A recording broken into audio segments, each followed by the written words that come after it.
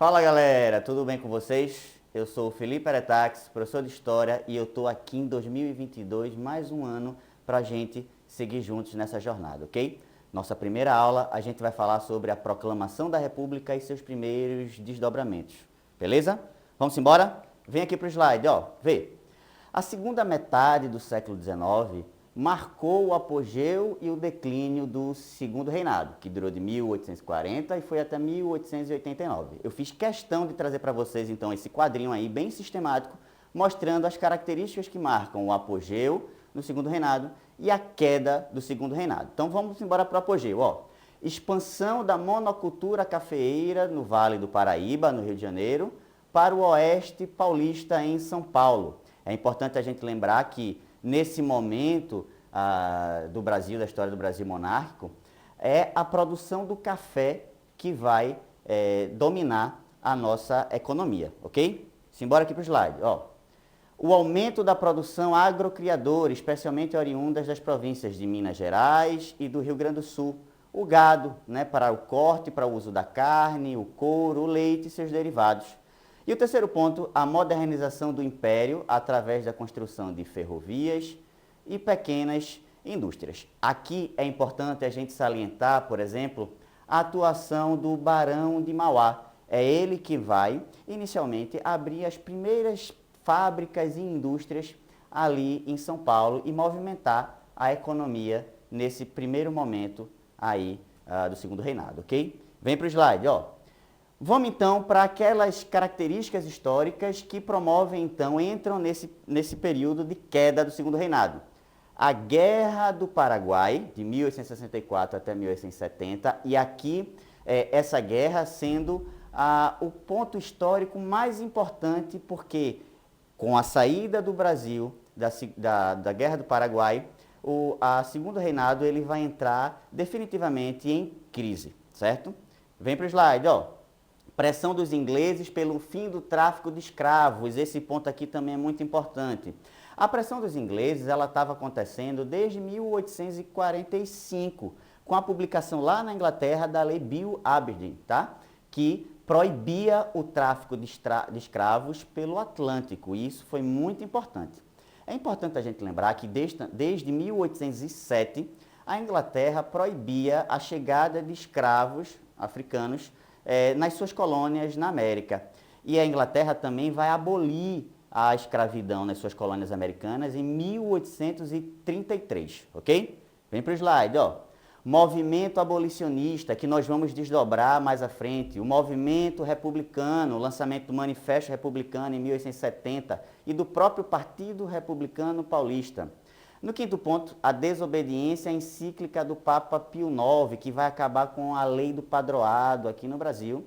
E, por fim, a abolição da escravidão em 13 de maio de 1888. Todas essas características, então, concorrendo para a queda do Segundo Reinado, que nós vamos desdobrar a partir desse próximo slide. Vejam só, eu trouxe para vocês aí uma charge, certo? Que eu quero que a gente observe essa imagem. É a revista Ilustrada, que era a revista do Ângelo Agostini, que era um cara que era muito crítico ao governo de Dom Pedro II. E ele traz aí na capa essa imagem de Dom Pedro sentado na sua cadeira, meio que dormindo, né, de forma displicente.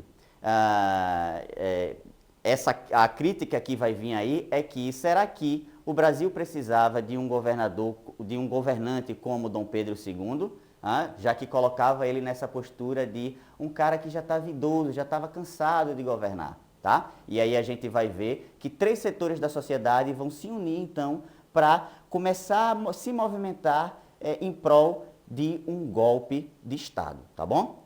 Próximo slide. No próximo slide eu trago para vocês outra charge, onde a gente vai ver, mais uma vez, a imagem de Dom Pedro II sendo empurrado ali atrás da cadeira. Essa imagem retratando bem o que viria a acontecer logo em seguida, que seria a sua deposição, ok? Olha o que tem escrito aí nesse slide, vê?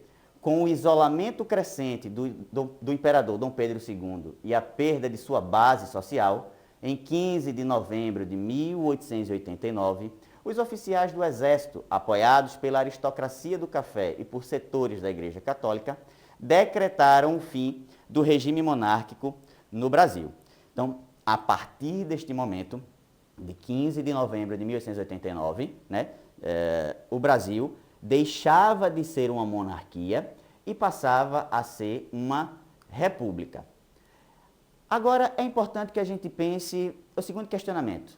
Será que a monarquia, quando fica para trás e a república vem, a república ela vai incluir todo mundo, como teoricamente, em tese, quer dizer a palavra república, né? Res, coisa pública, né? De todo mundo. Será que o próximo governo que vem, ele vai ser realmente republicano?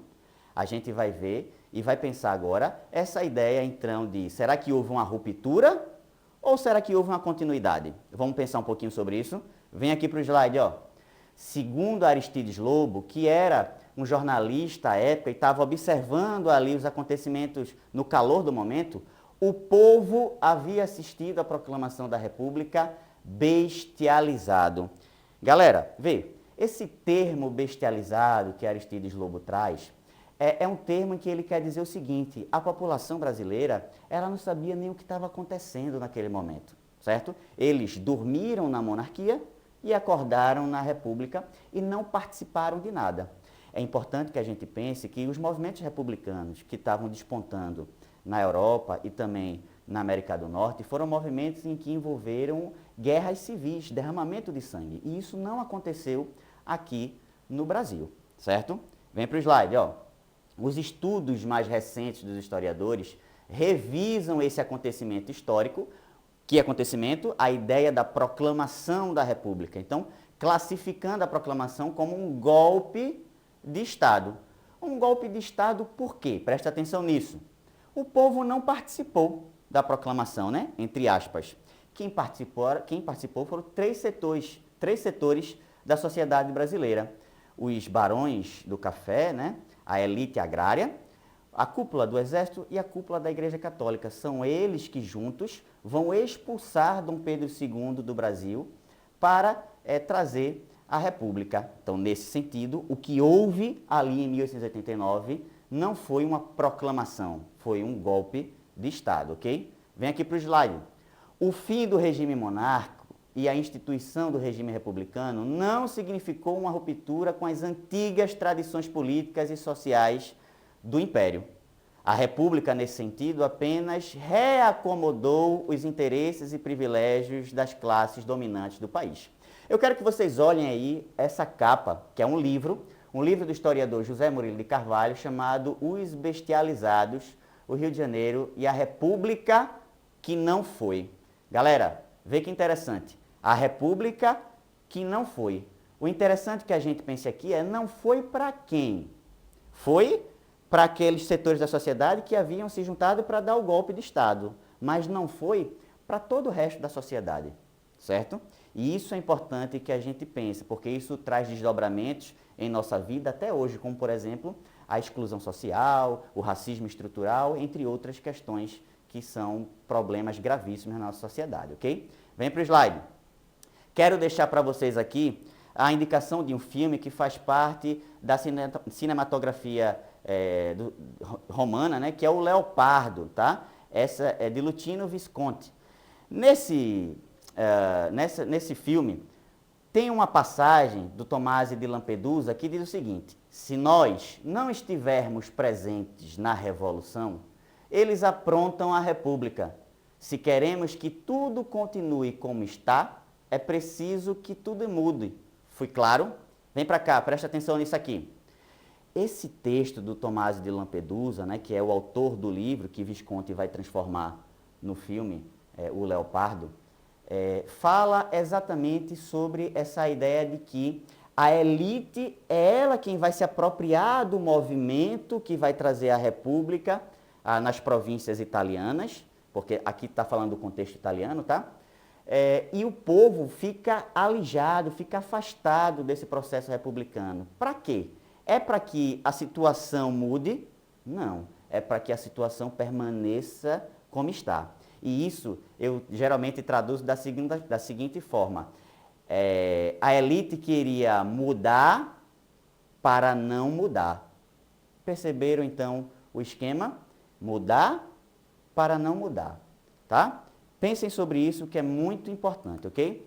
Vê, estamos chegando então no fim da aula, vamos rever alguns conceitos. A gente falou sobre a ideia de república, falou sobre a ideia de proclamação ou golpe e falou da ideia da exclusão social, a permanência da exclusão. Lembram-se da ideia do mudar para não mudar, né? Ok?